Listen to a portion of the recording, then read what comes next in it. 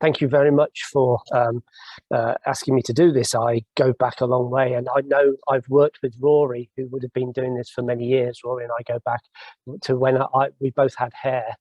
That's how long ago it was that we worked together many years ago on occupational safety and health, when I was just a young health and safety rep working out in one of our workplaces.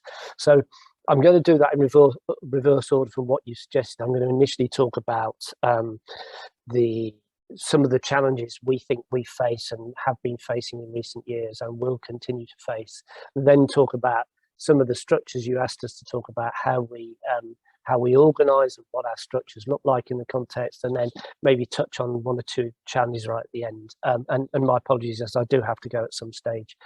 We have some things going on. We have party conferences and other things. We're in the middle of a new government, which has decided to destroy our economy over the weekend, which makes it a little bit more of a challenge for us at the moment in the union movement.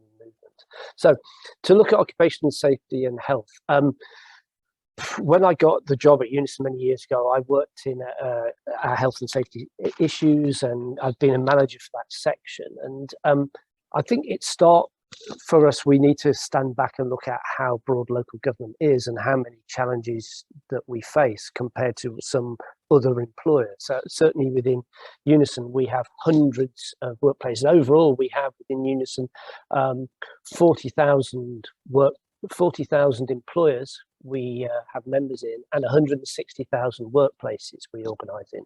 That's not all local government, but it gives you an idea of how we have to service the number of members, and lots of those members work in small employers and related to local government, where there's some real challenges in what they do. I mean, clearly there are common areas. The most common area at the moment are pandemics. Clearly, COVID happens, flu happens. These are things that will affect us all. And obviously you have regional breakouts of other particular diseases like Ebola in Africa, or we had a big outbreak of bovials. I should apologise to the technicians here, to the translators really. Sometimes in occupational safety and health you have to use technical language, so I will try not to do too much. But then you have specific other diseases. In the UK we had bovine spongiform encephalitis, which we lightly called mad cow disease, which obviously had a big impact on workers who are working out in agricultural work, out in gardens. So clearly, we've seen some of these big things hit different groups as well. So COVID hit poorer workers. It hit workers who were in frontline services, who were out continued during lockdowns, who had to face sit and provide services. You couldn't stop social workers from going out into the community and dealing with things in care homes, in social care. We had to provide services directly with people. And often those poorer workers tended to be from diverse communities, and so that was a real challenge for us. So you have those specific pandemics, you have specific areas and particular diseases that affect local government. Then you have common wider issues that hit across the whole of local government workers: musculoskeletal diseases, back and muscle strains through physical work, social care staff who have to move patients, or workers in refuse collectors who lift heavy waste bins, and even allowing for increased mechanisation, for better engineering solutions. Some lifting is always involved, so you will always see musculoskeletal diseases and problems relating to that. Taking that on a lower level, and nowadays, even now, we're all sitting here with our computers looking in these. You can see from people looking around that if computers aren't set up properly, if you have the inadequate work equipment, it's badly set up, then clearly you have long-term problems. And we've had particular issues with, again, neck problems, aching problems with carpal tunnel syndrome, particularly in the wrists, from overuse and from badly set up equipment. And we can clearly see that's a big problem for administrative workers working across local governments. But we also have other more newsworthy, if you like, issues. Violence in frontline jobs, and those doing lone working in areas where clients might be agitated or emotional, social workers who have to go out into a particularly difficult situation, or people who have to work in known areas, community workers, community community workers who work in areas where there's known to be high levels of crime and violence and robbery are more common, and they're also, you need to have solutions to try and address and reduce the risk of workers in issues like that. Then you have the wider, less physical issues, stress, mental health. This is increasing areas across the country. You know, we have challenging environments. You have lack of control over the work you're given. We have increasing staff shortages, increasing funding problems, which creates overwork on some staff. Other staff go off sick, increase work on workers, and that really has a knock-on effect on theirs. And then what we've seen in particular in the UK is we've seen how the pandemic drove a lot of local government people to work at home. And so what we've seen from the working at home is a number of people like it. They find it quite useful and helpful. Others find it quite isolating. And it can be a particular issue for younger workers who maybe who don't have access to good environments. They're in small, cramped equipment. You know, they're working on tables. They don't have the access to perhaps better off people who have houses or have studies or have offices they can build at home. So during lockdown, we saw a significant increase in mental health and stress issues relating to some of that. What's been really interesting is that we've seen over in the UK that what some of the councils have tried to do, our local authorities have tried to do, is to close offices. And they've used working from home and the more flexible environment as an excuse to save money, without really taking into account and doing a proper risk assessment of what the impact on that happens to all the workers. And I think the fundamental, as I'm sure most of us knowing on this, is taking a risk assessment into the challenges you face. And the fundamentals of occupational safety and health is how you address risk and how you address the challenges of some of the problems I've listed.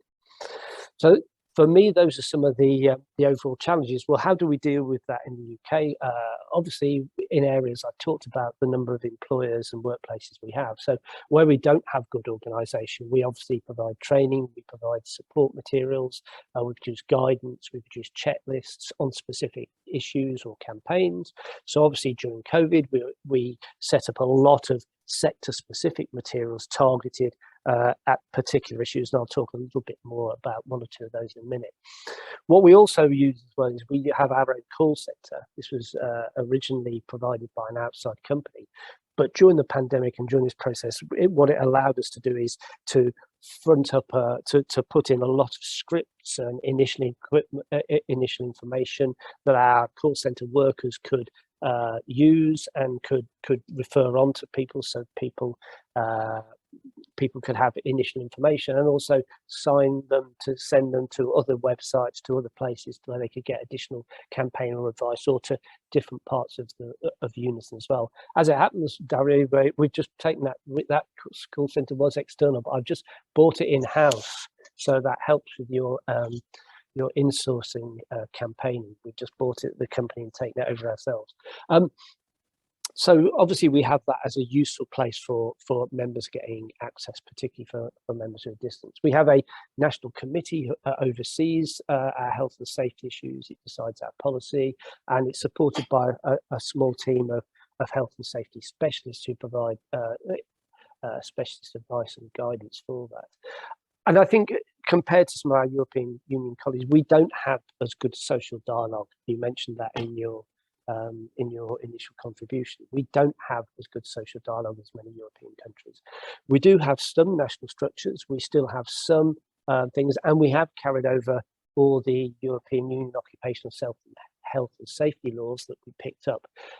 And we do engage with government on particular issues. And I can a few examples of that is obviously most recently COVID. The government tried to keep us at arm's length initially, because they didn't want unions involved. It was a right-wing government, and so they're not keen on unions. But as the pandemic got worse, they realised they needed us in certain key industries. So they invited our national officers to sit on advisory panels. So for instance, on waste services, we sat on a panel with the government and looked at things like, how can you ensure social distancing within council premises, particularly in key areas, say, as refuse lorries? You know, you have a cab where traditionally people have sat very close together, yet when you introduce social distancing laws, how does that work? And what we were able to do in some employers was to redeploy other drivers who were now not able to do their jobs, and you would then have a cab driver and you'd have other people in other cars going driving around, or find other ways of transporting them around. So we looked at imaginative ways of reprofiling services and moving services around. In schools, a lot of local authorities provide school services.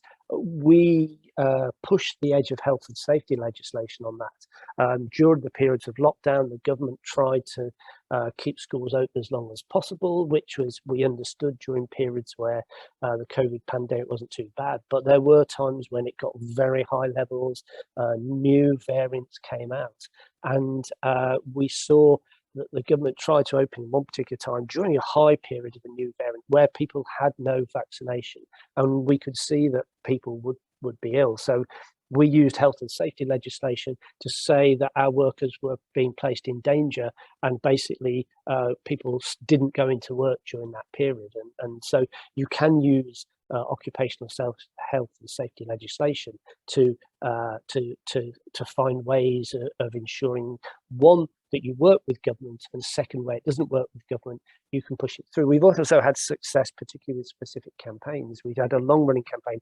which, funny enough, Rory, who we talked about at the start, Rory and myself worked on many years ago, about introducing safer needles. And whilst that's principally an issue for health workers, it's also an issue for discarded workers, for those who work in refuse or work in gardens, or for those people, social care workers, who work in an environment where health workers have been.